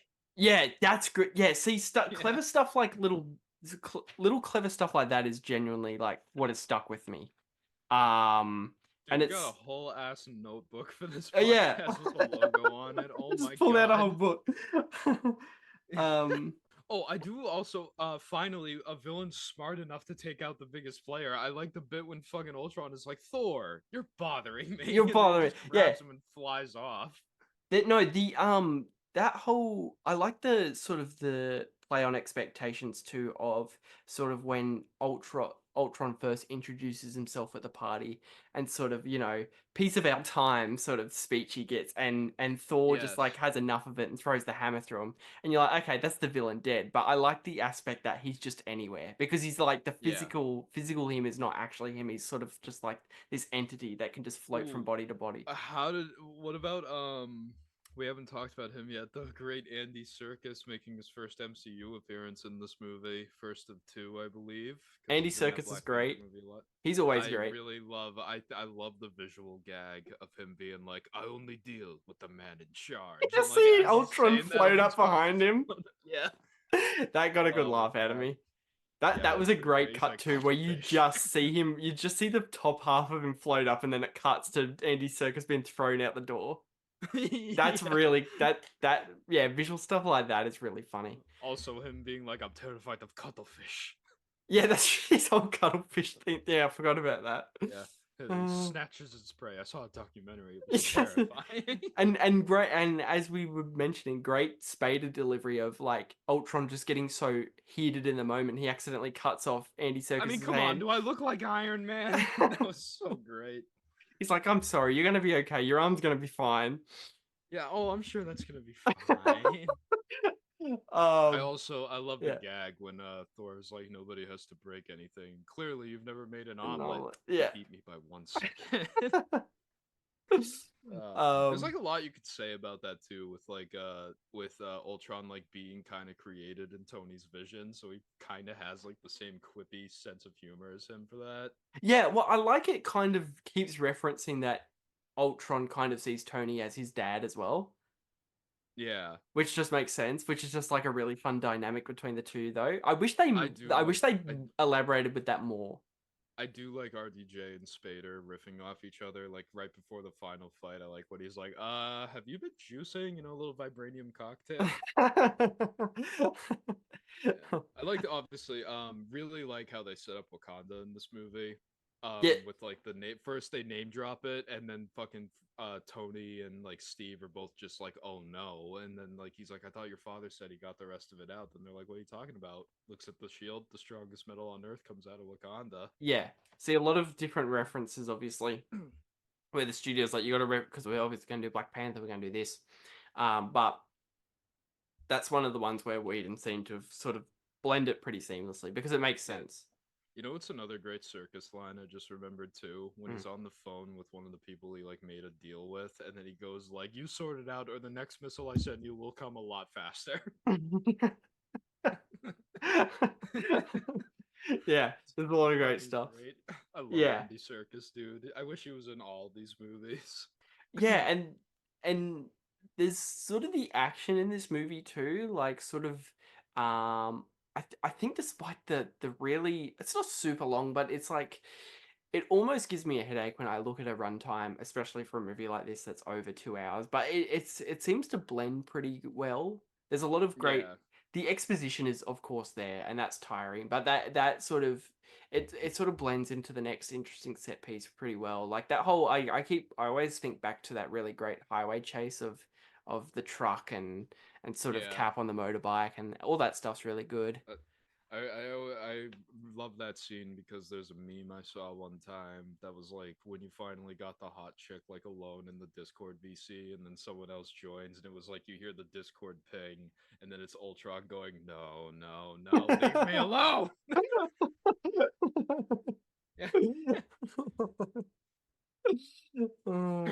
Yeah. Yeah.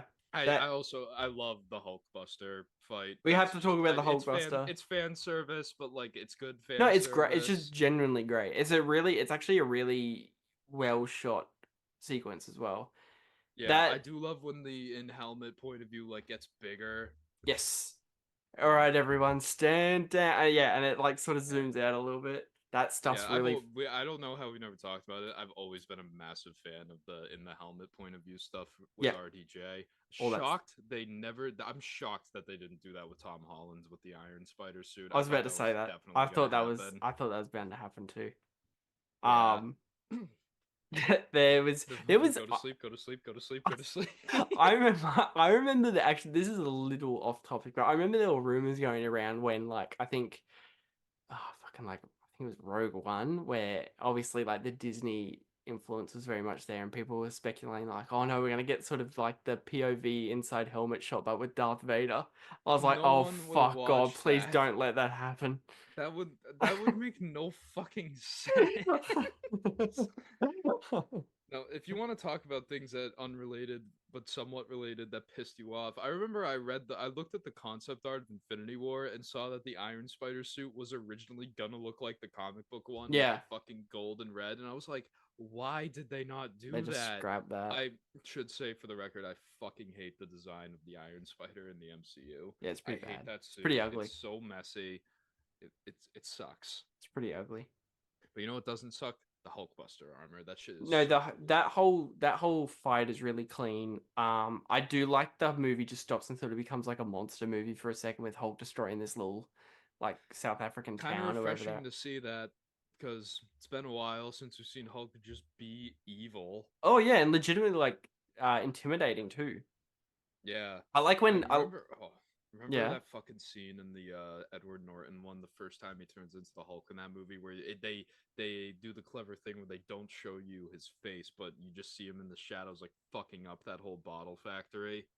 Yeah, that's Yeah, right. That's a great scene. I love that fucking visceralness of the Hulk, and I feel like we just will never get that again in a movie because they've just turned into, hey guys, it's me, Mark Ruffalo. Yeah, yeah. A lot of good That's Hulk the stuff. Hulk now.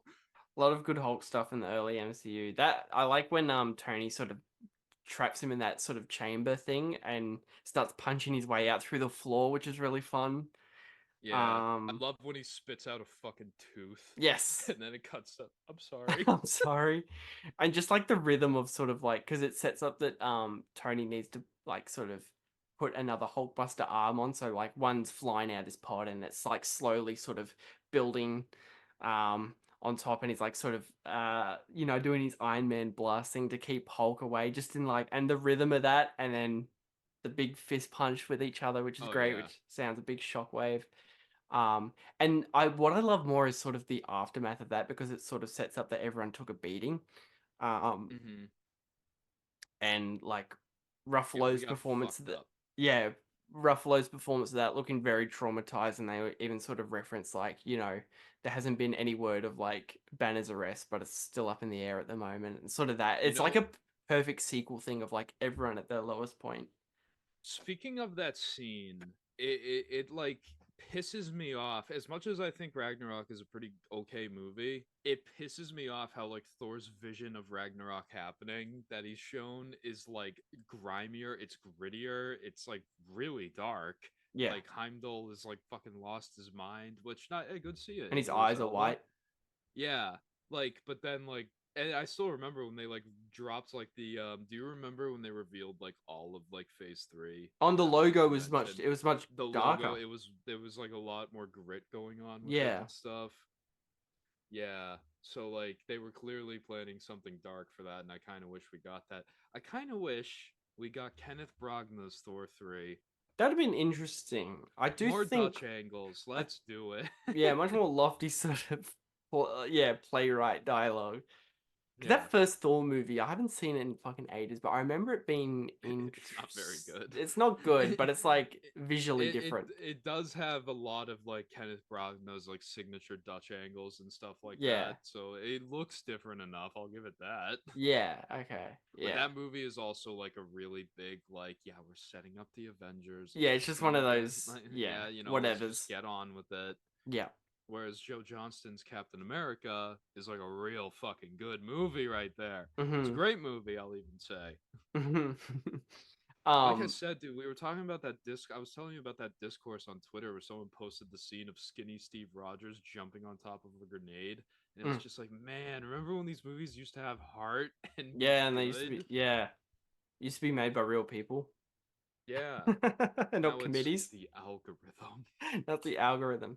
Yeah. I do like sort of Hulk's whole thing, like, or I should say Bruce Banner's, because he's sort of like trying, even though he's clearly still part of the team, he's trying so hard to manage the Hulk, where he's sort of traumatized and sort of very regretful after he turns into the Hulk. That whole sequence, um, after the first sort of fight sequence, the opening set piece, and Natasha's like, Thor, what's the status on the Hulk in front of Bruce? And Thor's like, oh, he's Oh Thor's yeah, yeah. screaming in hell, and Yeah. sort of thing, and his classic Chris Hemsworth thing, and Bruce Banner's like trying to hold in all this regret. He's like, oh, not I that. think yeah, I think the exact line was like the gates of hell are like roaring with the screams of his victims or something like that. Yeah.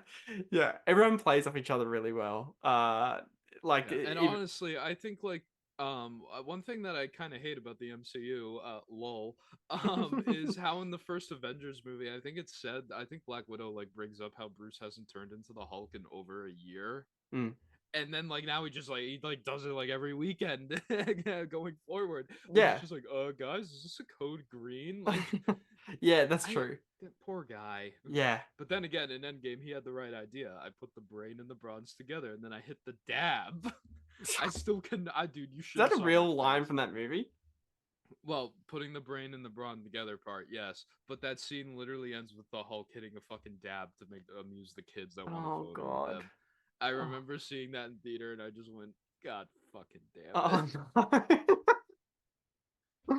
Oh Oh man. God. Yeah. Should we probably start pivoting towards final thoughts on Age of Ultron? I mean, this is the Yeah. part anyway where we sort of continue talking about the movie anyway, but wrap up. Like we'll just talk about any sort of lines of dialogue we Well, may have missed obviously, out that we we need to like. bring up the connecting thread between this and Pinocchio. It's just all of Ultron's character. He's like, there's even a bit where you hear the "no strings on me" bit from Pinocchio, like when you see Yeah, like the literally building The Sokovia. Pinocchio movie is audibly in The in audio is in the movie, yes. yeah, and sort of the two titular And characters, both remember, Pinocchio and Ultron, being sort of like want to disconnect from. yeah, I Yeah, still remember that first teaser for this movie that ended with like him saying there are no strings on me, and that was like the reveal of Ultron's like fucking look yeah, and like that boom title card, and I was just and like, the fuck, music. dude, that rules. Yeah, yeah, They really built this up to be like a darker. I mean, yeah, there are dark aspects in this, especially with like the Wanda and Pietro characters. But like, I remember Whedon was like, "Yeah, I might kill someone off in this movie," and then like it turned out to be one of the new characters. We were all just like, "All right." He yeah. I went very think. drastic there. I thought Hawkeye was dead meat. I think all of us thought he was. Yeah, I don't think. Yeah, you're right. It's not very drastic, but I think like the sort of last 10 minutes of that fight on that floating island, which is just a great idea for a set piece, is like Ultron Oh, wants to it's so create another great. meteor It's so to comic destroy the Earth. booky. So he literally Yeah. just makes a whole city just like start floating, and then he's gonna drop it, which is just so great. Yeah. I do Um, really like how they also were like I mean it's nowhere near as good as this movie, but fucking I do like how in Civil War they like really brought the repercussions of like, guys, you are fucking these four cities up. yeah, Like, yeah, what yeah. is wrong with you people? Yes, Very odd coincidence that that came out around the same time as Batman v Superman, which is its entire plot is started by the "you fucked up the city too much, yeah, and dude." two sort of superheroes Created fighting each other. 17/9/11. um, but yeah, probably pivoting towards final thoughts. Is there any sort of plot points or any sort of lines of dialogue that we missed out that we may want to touch on before we wrap up? Oh man, I'm trying to think of any good Ultron There is a lines.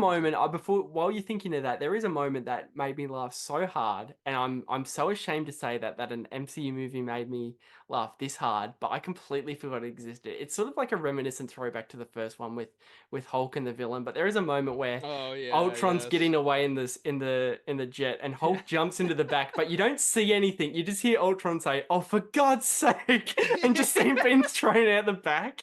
That made me laugh I so hard. also think I also thought it was funny when like Vision, Thor, and Iron Man like all fuck Ultron up the That's a all the way great to visual, the yeah. he's just like You know, with the benefit of hindsight, then Hulk just fucking sucker punches him into the distance. See, that's He another great flies sort off, of. he gets punched and flies off like fucking Team Rocket at the end of an episode of Pokemon. Like all you're missing is like the little twinkle in the sky when he flies up. See, that's another great like sort of expectation. So because yeah, Ultron's about to get another big speech in, and then Hulk Yeah. just comes in, much like Loki in the first one, which I think that Loki joke is still like, I will stand by this. That is legitimately, that might be the funniest fucking joke in any superhero movie ever. I mean, just like this, he's about to give this stoic speech and he just gets fucking ragdolled across the floor for like 5 times. It was so good in fucking 2012. It's still so good. it now. is still good now. Yeah, absolutely. I wish I could see that again for the first time. I remember that made my fucking father almost throw up from how hard he was laughing when we saw it in the theater. Yeah, a lot of great sort of comedy dialogue, especially from RDJ. I like that whole scene where we didn't really touch it about it much, but on the farmhouse where it establishes like the downtime of the Avengers and Hawkeye's family gets introduced, and it sort of pre-establishes what's going to happen in Civil War because Captain America and Iron Man get a pretty heated discussion, and as RDJ's walking away, he sure. gets the great "Don't touch my wood." Oh no, don't touch Yeah. any wood from my pile. I still think it was pretty cool during that Phase 4 setup with all the not Phase 4, that Phase 3 announcement with all the logos. They tricked everyone and had Captain America labeled as Captain America Serpent Society.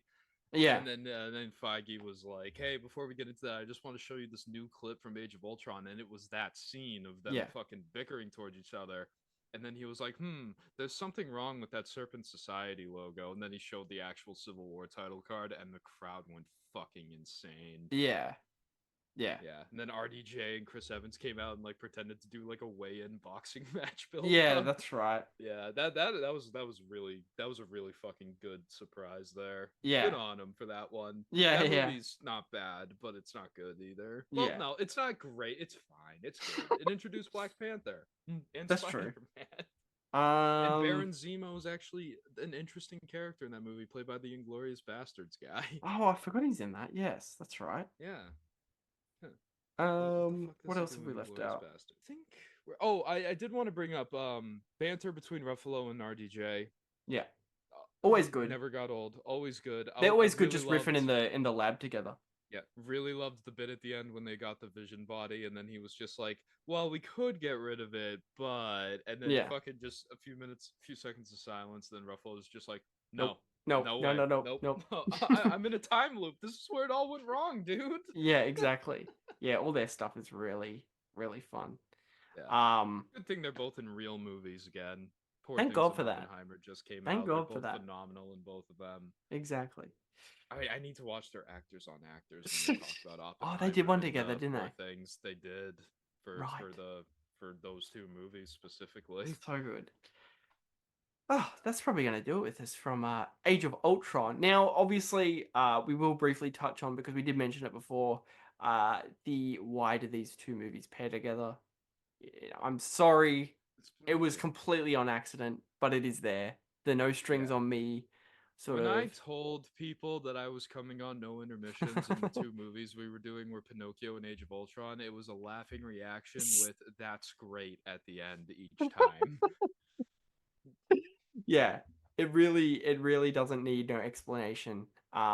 Unfortunately, yeah, I've sort of dug myself into a hole with this concept of they don't make sense, but this is probably a very apt double feature to make.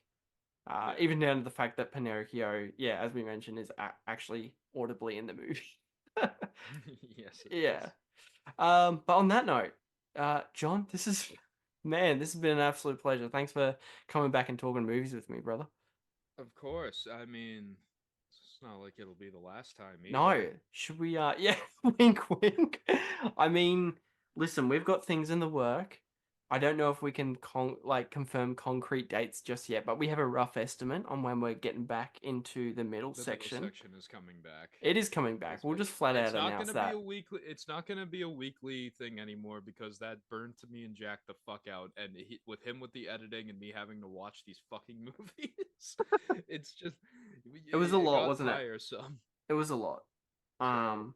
It's not Yeah, gonna be but a weekly scheduled release. It's gonna be we release it whenever the fuck we want to. yeah, exactly. And that's the thing. Like when we did take this big break from it, we have always had the intention of coming back to it sooner or later. So I think, we got to get back to work and get it back on track. Yeah. And Absolutely. I gotta get in my editing skills in because I'm taking over some He's of taking the editing. reins. I'm putting funny shit in each episode. Fuck First yeah. episode I take over, it's gonna be censor beep just for saying piss. You heard it here first. That's it. Hell yeah. Hell yeah. But John, you know the deal, man. Plug anything you want to plug. I'm gonna put all your stuff in the bio anyway. Please, if you haven't already, I know most of the people who have been on this show and people who listen to the show already do, but good God, spread the word. I'm trying to get 1,000 followers on It's gonna Twitter get by the end there. of 2024. I'm 7 away from 900. My Dune tweets during the Dune 2 era were fucking all hits. And hold on, actually, how's this one I tweeted earlier going? I'm at 167 likes on another one right now. So, Very nice. yeah, follow me on Twitter at Griff JG at JGRFFS. Username is Griff. Profile pic is me and my girlfriend. There we go. Just please follow me. Oh, Please. yeah. And also link to my letterbox is there. Stay the fuck away from my Instagram if I don't know you personally. That's your safe space. I kid. No, perfect. That's going to do it from me. It's going to do it from John. As we mentioned, you're going to see us both pairing up again very soon in the near future. So look out for that, of course. Just, And I'm hoping to do it around the time Furiosa comes out. And if you know why I'm saying that movie specifically, you have an idea of what we want to talk about. yeah, there we go. And obviously, because I I'll still really be wanna working on this rewatch those podcast movies, dude. solo. Yeah, I'm going to still be working on this podcast solo while partnering with John once again to And I may return be for the doing middle some section. solo stuff as well. There we as soon go. as I can drop the money to buy the fucking equipment I need for it. And John and I I have need a been new in the. mic. I don't know how I've sounded, but I need a new fucking mic. This thing is starting. What to mic die have you on got? me. It's a I forgot the full name of it. It's a Tonar mic that Okay. I've had since we first started doing Yeah. podcasting, and Yeah. it's struggling. Is it? I need a new one. Shit. No, I've always thought Get me you've one of sounded those pretty good. mounted ones.